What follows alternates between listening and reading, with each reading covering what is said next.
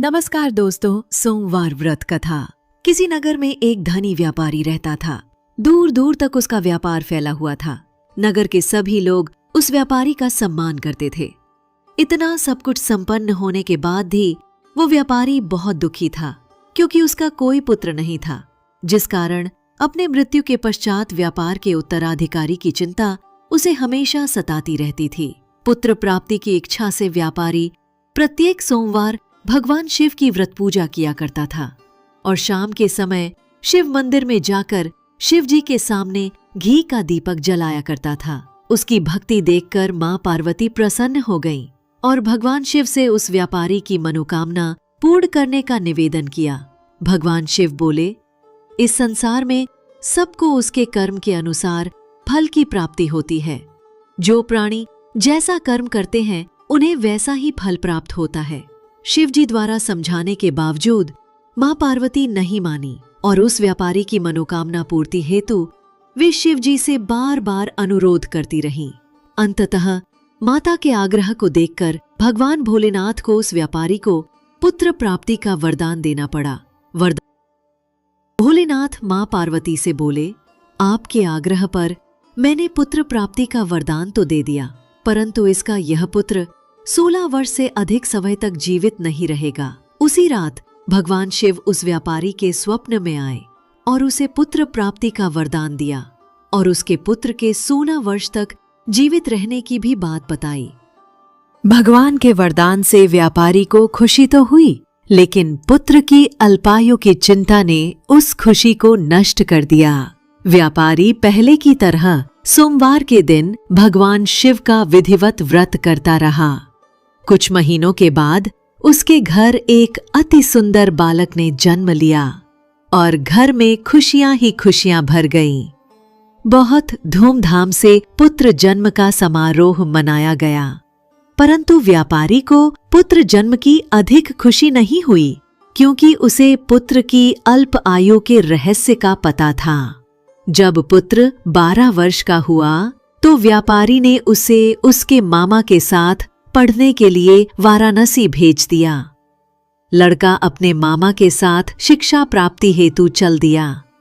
रास्ते में जहां भी मामा भांजे विश्राम हेतु रुकते, वहीं यज्ञ करते और ब्राह्मणों को भोजन कराते। लंबी यात्रा के बाद मामा भांजे एक नगर में पहुंचे। उस दिन नगर के राजा की कन्या का विवाह था, जिस कारण पूरे नगर को लेकिन वर का पिता अपने बेटे के एक आंख से काने होने के कारण बहुत चिंतित था। उसे भय था कि इस बात का पता चलने पर कहीं राजा विवाह से इनकार न कर दे, इससे उसकी बदनामी भी होगी। जब वर के पिता ने व्यापारी के पुत्र को देखा तो उसके मस्तिष्क में एक विचार आया। उसने सोचा, क्यों ना इस लड़के को दूल्हा बनाकर राजकुमारी से विवाह करा दूं।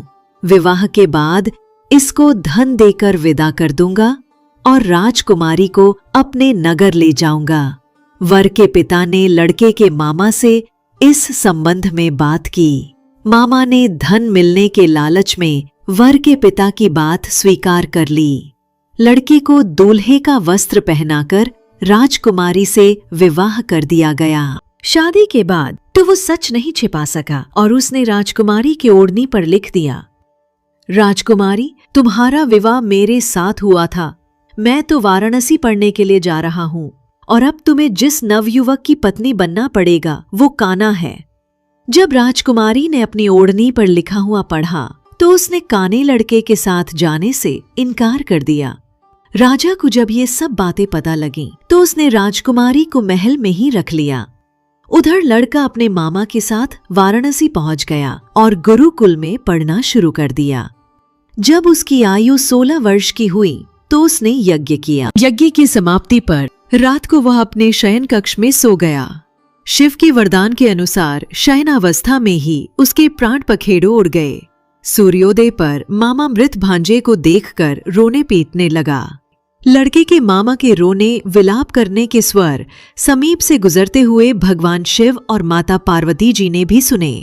माता पार्वती ने भगवान से कहा, प्राणनाथ, मुझे इसके रोने के स्वर सहन नहीं हो रहे। आप इस व्यक्ति के कष्ट को अवश्य दूर करें।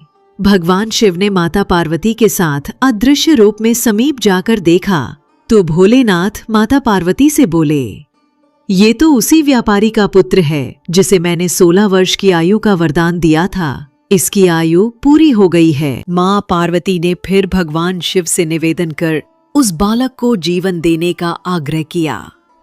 माता पार्वती के आग्रह पर भगवान शिव ने उस लड़के को जीवित होने का वरदान दिया और कुछ ही पल में वो जीवित होकर उठ बैठा। शिक्षा समाप्त करके लड़का मामा के साथ अपने नगर की ओर चल दिया। दोनों चलते हुए उसी नगर में पहुंचे जहां उसका विवाह हुआ था। उस नगर में भी यज्ञ का आयोजन किया और उसने तुरंत ही लड़के और उसके मामा को पहचान लिया। यज्ञ के समाप्त होने पर राजा मामा और लड़के को महल में ले गया और कुछ दिन उन्हें महल में रखकर राजकुमारी के साथ विदा कर दिया। इधर भूखे प्यासे रहकर व्यापारी और उसकी पत्नी बेटे की प्रतीक्षा कर रहे थे। उन्होंने प्रतिज्ञा कर रखी थी कि यदि उन्हें अपने बेटे की मृत्यु का समाचार मिला तो दोनों अपने प्राण त्याग देंगे। परंतु जैसे ही उसने बेटे के जीवित वापस लौटने का समाचार सुना तो वो बहुत प्रसन्न हुआ। वो अपनी पत्नी और मित्रों के साथ नगर के द्वार पर पहुंचा। अपने बेटे के विवाह का समाचार सुनकर पुत्रवधू राजकुमारी को देखकर उसकी खुशी का ठिकाना न रहा। उसी रात भगवान शिव ने व्यापारी के स्वप्न में आकर कहा, हे श्रेष्ठी, मैंने तेरे सोमवार के व्रत करने और व्रत कथा सुनने से प्रसन्न होकर तेरे पुत्र को लंबी आयु प्रदान की है। पुत्र की लंबी आयु जानकार व्यापारी बहुत प्रसन्न हुआ।